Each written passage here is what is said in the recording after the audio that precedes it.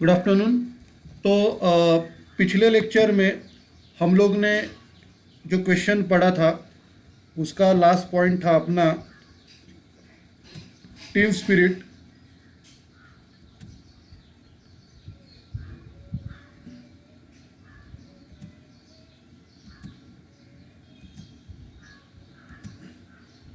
Team spirit है और दूसरा वर्ड है ई स्पिरिट डी कॉप्स। अभी हम लोग नया क्वेश्चन स्टार्ट करेंगे।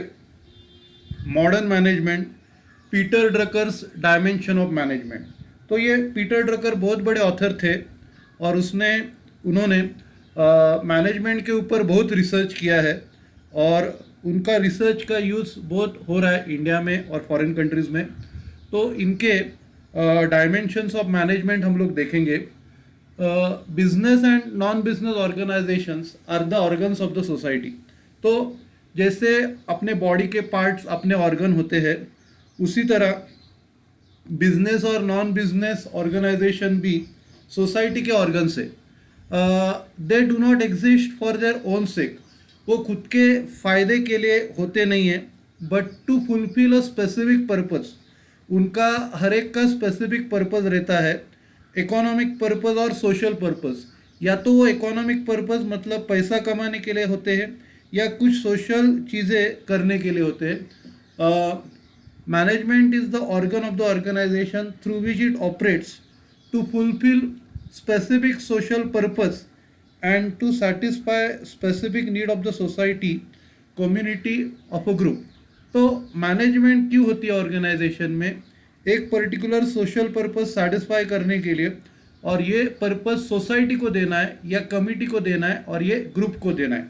तो इसके लिए Peter Drucker states 5 dimensions of management to facilitate managerial performance. तो पीटर ड्रकर ने 5 डायमेंशन दिए जिससे मैनेजरल परफॉर्मेंस इंप्रूव हो सकता है या वो परफॉर्मेंस अच्छा दे सकते हैं। तो सबसे पहला जो है डायमेंशन पर्पस एंड मिशन। तो हम लोग जो भी ऑर्गेनाइजेशन चला रहे उसका कुछ पर्पस होना चाहिए। फॉर एग्जांपल अभी हम लोग इधर कॉलेज में आ रहे तो उसका पर्पस है आपको एजुकेशन देना, आपको ग्रेजुएट बनाना। तो ये पर्पस या मिशन हो सकता है। An organisation exist for a specific purpose of and mission. कुछ पर्टिकुलर पर्पज या मिशन के लिए हो सकता है। Organisation have to perform specific task. कुछ काम ऑर्गेनाइजेशन को करने हैं। Business and non business organisation differs in term of task of specific performance. दोनों का काम करने का जो है, काम करने का ऑब्जेक्ट वो अलग रहता है बिजनेस और नॉन बिजनेस ऑर्गेनाइजेशन का।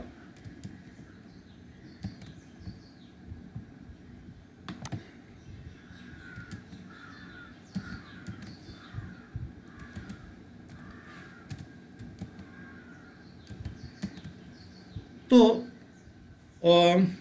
Only business organisation have economic performance as it specific purpose.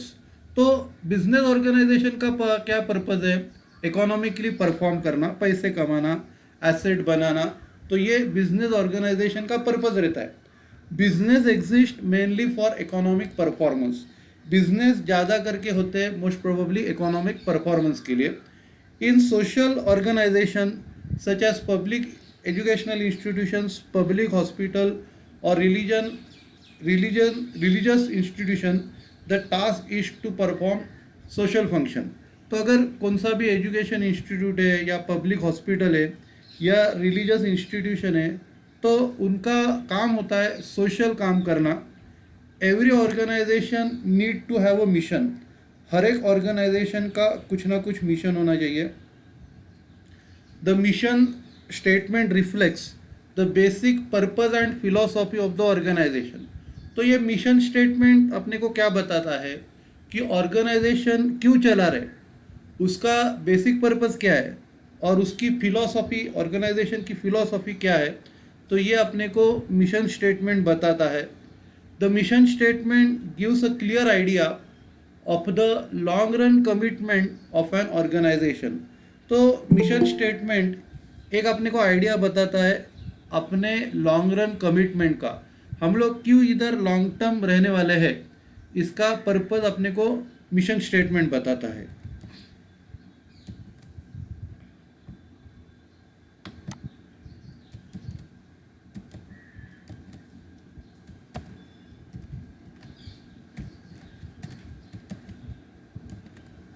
ठीक है, तो आप क्या करो, इधर तक पढ़ के लो।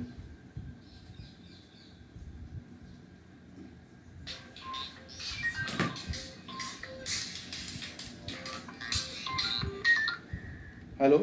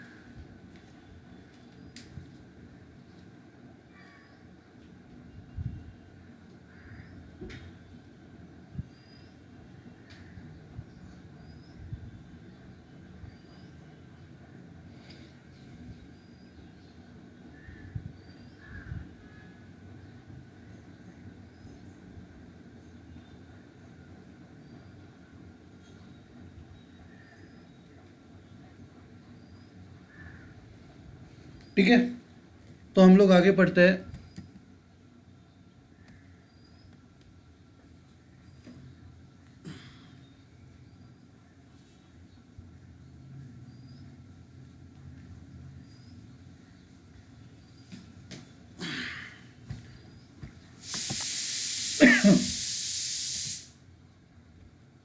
अभी हम लोग मिशन स्टेटमेंट के कुछ एग्जाम्पल्स देखते हैं। सबसे पहला, कॉलेज या एजुकेशनल इंस्टीट्यूशन का, to impart quality education so as to develop the overall personality of the student.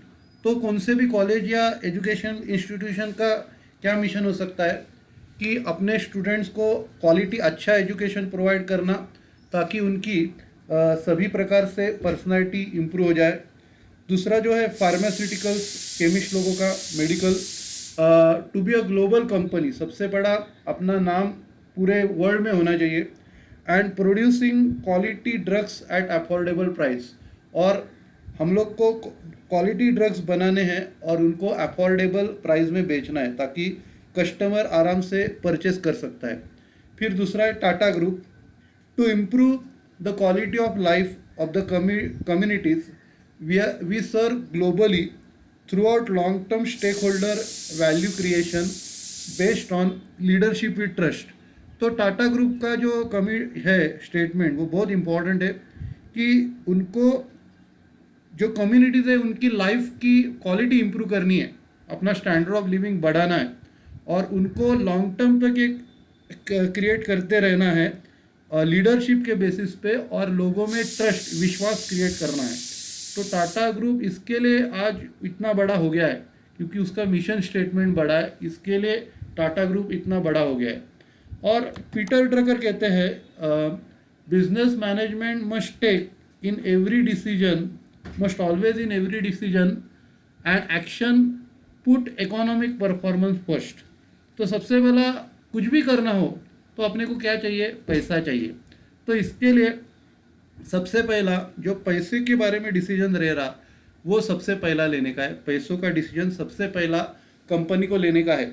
It can justify its existence and it's authority only by economic result it produce. तो organisation अब justify कैसे करेगा? जब तक वो पैसा नहीं कमाता तब तक खुद के अस्तित्व को और अथॉरिटी को वो जस्टिफाई नहीं कर सकता. A business management has failed if it fails to produce economic result. अगर वो पैसा कमाने में फेल है तो वो बिजनेस मैनेजमेंट का फेलियर है. It has failed if it does not supply goods and services desired by consumer at price the consumer is willing to pay. Management fail होता है कि अगर जो कस्टमर्स को चाहिए वो गुड्स एंड सर्विसेज कंपनी उनको दे नहीं सकती, और सिर्फ देना नहीं है, उनको जो प्राइजेस में लेना है उसी प्राइस में अपने को देना है. तो अगर ये करती नहीं है तो बिजनेस मैनेजमेंट का फेलियर है. It has failed if does not improve or at least the wealth producing capacity of the economic resources entrusted to it. Management fail हो जाता है जब वो वेल कमा नहीं सकती, जो भी उनको जवाबदारी दी है वो वेल्थ अगर कमा नहीं सकती तो बिजनेस मैनेजमेंट का फेलियर होता है. And this what ever the economic और पॉलिटिकल स्ट्रक्चर और ideology of society means responsibility for profitability. और इसके लिए ये जो वर्डिंग्स है इसके ऊपर वो पीटर ड्रकर फोकस करते हैं कि अपने को जो प्रॉफिट कमा रहे उसकी रिस्पॉन्सिबिलिटी भी मैनेजमेंट की होनी चाहिए कि इतना प्रॉफिट हम लोग ने कमाया है और उसके वजह से सिर्फ कंपनी का भला नहीं हो गया है, पूरे समाज का भला हो गया है. तो प्रॉफिटेबिलिटी का रिस्पॉन्सिबिलिटी भी किसके ऊपर होता है? मैनेजमेंट के ऊपर होता है. नेक्स्ट पॉइंट है productive work and worker management. ये सेकंड डायमेंशन है. The second dimension of Peter Drucker is to make productive and worker achieving productivity. ये डायमेंशन है कि अपने को प्रोडक्टिव बनना है और वर्कर को भी प्रोडक्टिव बनाना है ताकि वो अच्छा सा अच्छा अपने कंपनी को परफॉर्मेंस दे और उसको भी अच्छा हम लोग पेमेंट दे सकते हैं. Every institution accomplishes it performance through productive work of employees. Institutions का परफॉर्मेंस कैसे बढ़ता है? एम्प्लॉयज़ के प्रोडक्टिव वर्क के वजह से. To make work productive is therefore an essential function of management. तो वर्क को प्रोडक्टिव बनाना ये बहुत इंपॉर्टेंट फंक्शन है मैनेजमेंट का. Nowadays organisations are increasing the means through which people find their livelihood. अभी ऑर्गेनाइजेशन क्या कर रही है? ज़्यादा से ज़्यादा सोर्सेस क्रिएट कर रही है ताकि लोग ज़्यादा पैसा कमा सके अपना रोजी रोटी के लिए. Find their access to social status, to community and to individual achievement. बाद में उनको अपने कम्युनिटी से एक्सेस होना चाहिए, तो इसके लिए टेलीफोन वगैरह आ रहा है, तो अपने सोसाइटी से हम लोग अटैच रह सकते हैं. तो ये सब ऑर्गेनाइजेशंस का रिस्पॉन्सिबिलिटी है. Therefore it is the important task of management to make the worker perform productive work. तो इसके लिए ये मैनेजमेंट की बहुत इम्पॉर्टेंट जवाबदारी है कि वर्कर्स को वो प्रोडक्टिव काम कराने के लिए लगाए. तो ये जवाबदारी किसकी है? मैनेजमेंट की है. It is important for the organisation to organise the work as the first step in achieving productivity. तो इसके लिए सबसे पहला क्या करना पड़ेगा? सबसे पहला वर्क को ऑर्गेनाइज करना पड़ेगा. After organising the work the management must make the work suitable for the employees. एक बार वर्क ऑर्गेनाइज किया अपना काम ख़त्म नहीं हो जाता है. अपने को क्या करने का है? जो काम है वो वर्कर्स के लिए सुटेबल बनाने का है. Therefore management must consider human resources as human beings and not as machine. तो मैनेजमेंट को ह्यूमन रिसोर्सेज को इंसान समझने का है, उनको मशीन नहीं समझने का है कि उसको एक बार हम लोग ने इधर रॉ मटेरियल डाला तो फिनिश गुड्स आ जाता है. ऐसा नहीं है. ह्यूमन बींग्स के, इंसान के लिमिटेशंस भी मैनेजमेंट को समझने हैं. Management must motivate employees through monetary and non monetary incentives to achieve higher productivity. तो मैनेजमेंट को एम्प्लॉयज़ को मॉनेटरी और नॉन मॉनेटरी बेनिफिट्स देने हैं ताकि वो अच्छी प्रोडक्टिविटी अचीव कर सकते हैं. In this consent it is rightly said that management is the activating organ of the organisation. तो ये बहुत सही कहा है कि मैनेजमेंट है ये एक्टिव ऑर्गन है एंटरप्राइजेस का. जैसे अपना बॉडी का ऑर्गन क्या रहता है, पेट रहता है, या तो पेट के वजह से पेट अच्छा तो सब कुछ अच्छा है, उसी तरह मैनेजमेंट ऑर्गेनाइजेशन का एक्टिव ऑर्गेनाइजेशन है. ओके, पद में तीसरा जो डायमेंशन है social impact and social responsibility, ये थर्ड डायमेंशन है social impact and social responsibility of the organisation. आप क्या करो, इधर तक पढ़ के लो.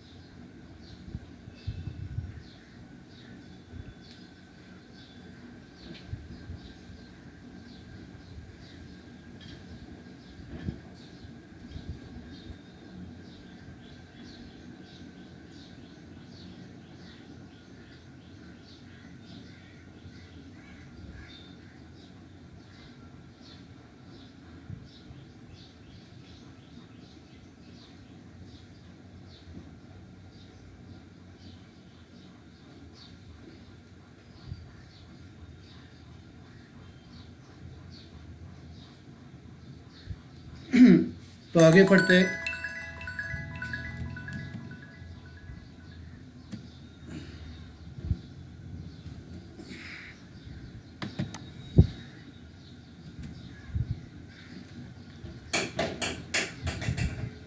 तो इधर क्या है, organisations are organs of the society. तो हम लोग ने देखा है ऑर्गेनाइजेशन ये सोसाइटी के ऑर्गन्स है.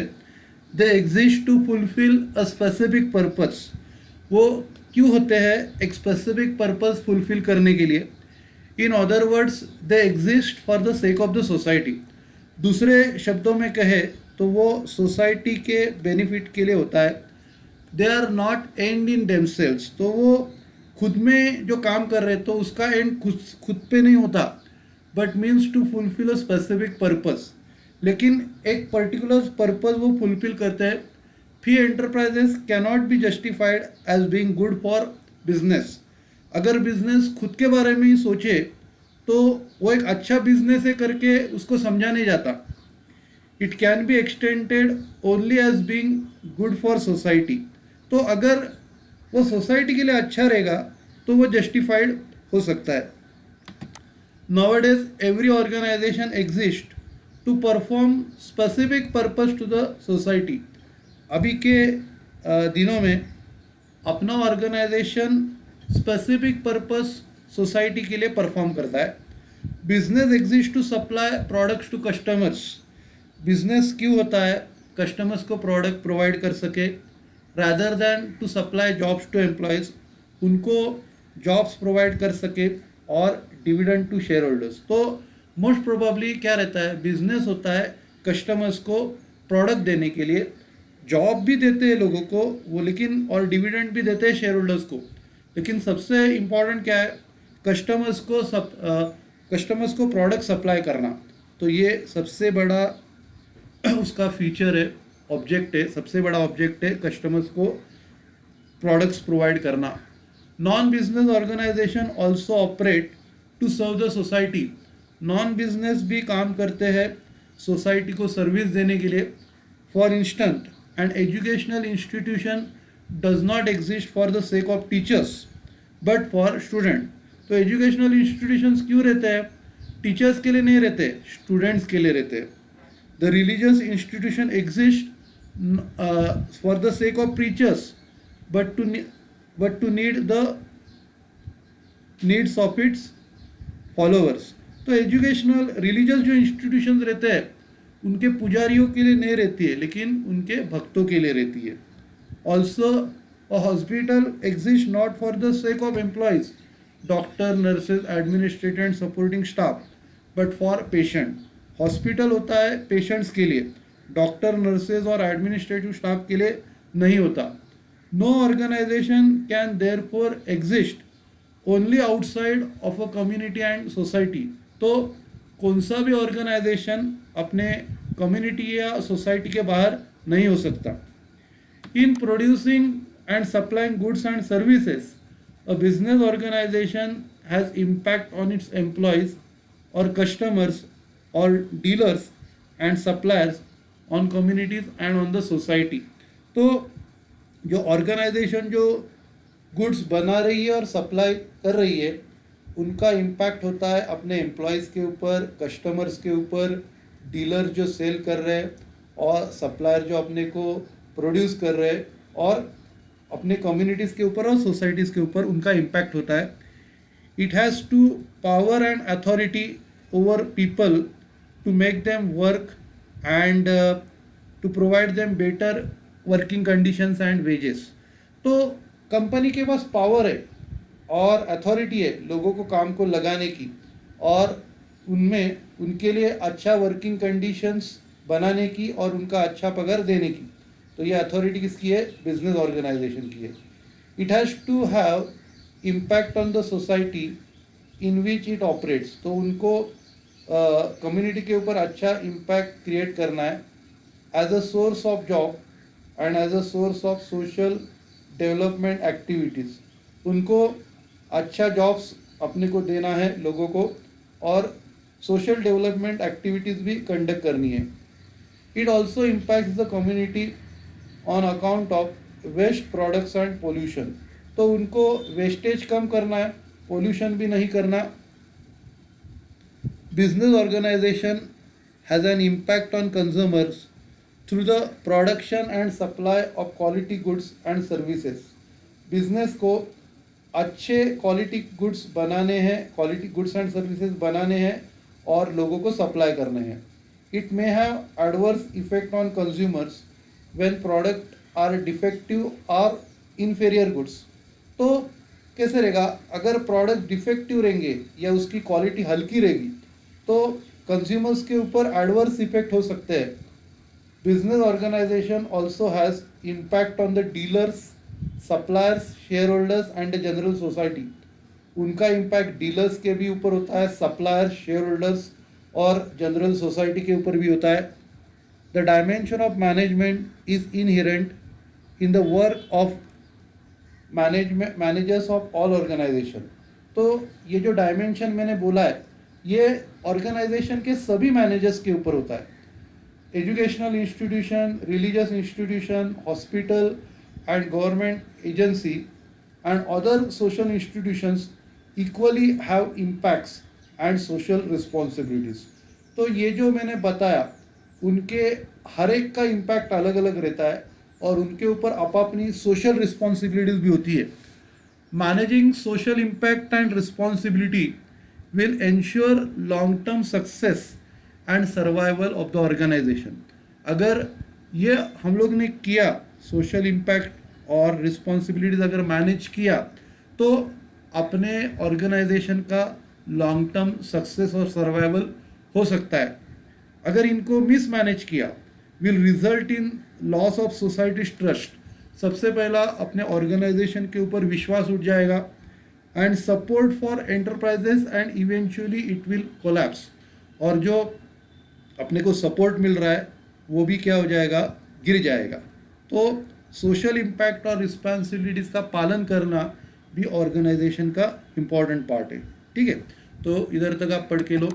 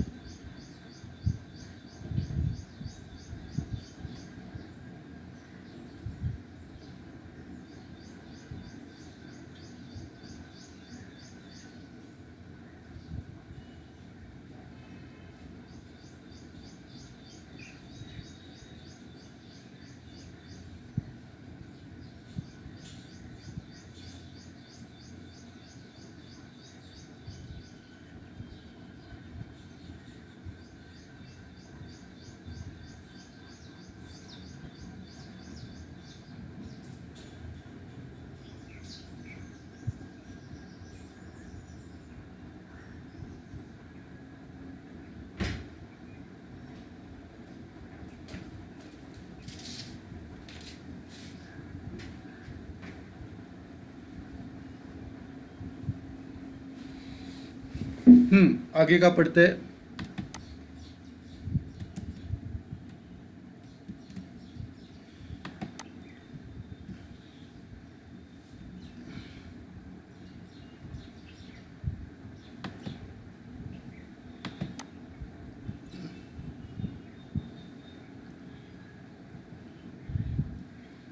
Time dimension.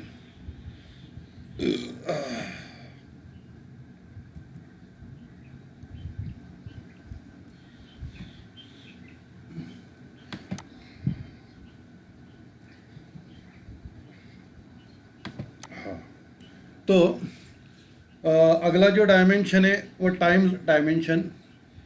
In every organization management must consider the present and the future, the short run and long run. तो ऑर्गेनाइजेशन को हमेशा प्रेजेंट और फ्यूचर के ऊपर कंसंट्रेट करना है, और शॉर्ट टर्म में क्या अचीव करना है, लॉन्ग रन में क्या अचीव करना है, इसके ऊपर फोकस करना है। A management problem is not solved, immediate profits are attained by endangering the long term survival of the organization. अगर मैनेजमेंट का प्रॉब्लम अगर हम लोग सॉल्व नहीं कर सकते तो अभी जो प्रॉफिट्स कमा रहे उससे उसके वजह से लॉन्ग टर्म सर्वाइवल ऑर्गेनाइजेशन का मुश्किल में आ सकता है। और at the same time management cannot aim for the short term performance and ignore the future. तो उसके लिए क्या है, अभी अभी भी प्रॉफिट कमाना है और इन फ्यूचर में भी प्रॉफिट कमा रहा है। तो अपने को लॉन्ग टर्म और शॉर्ट टर्म दोनों एंगल से देखना है। सिर्फ प्रॉफिट अभी कमाना नहीं है, इन फ्यूचर में प्रॉफिट कैसे कमा सकते हैं, डिफरेंट सोर्सेस प्रॉफिट कमाने के क्या हो सकते हैं, इनके बारे में भी अपने को सोचना है। Managers needs to aim at striking a balance between present and future results.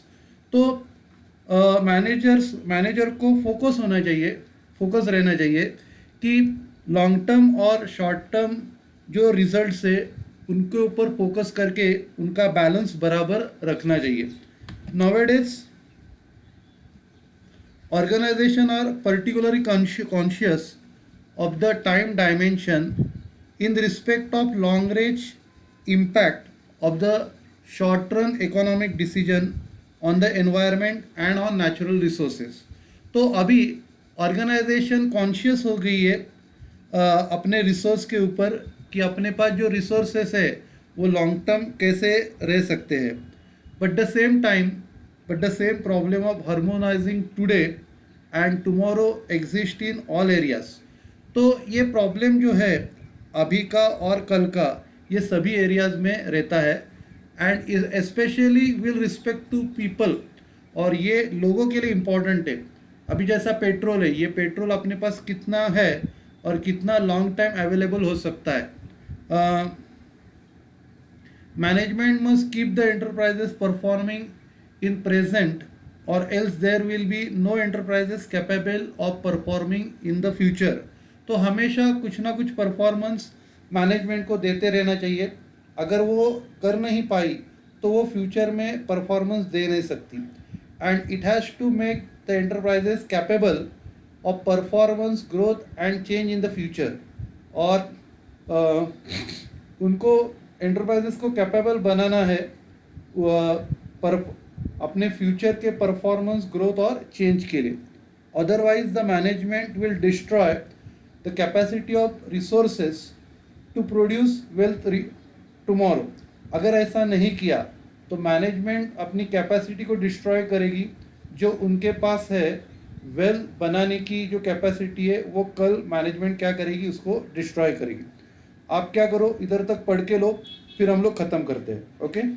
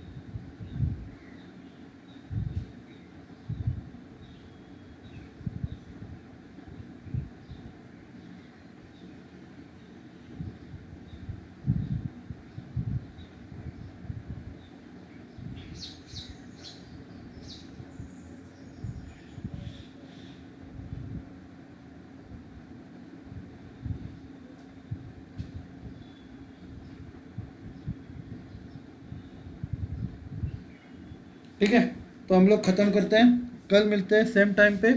Okay, thank you.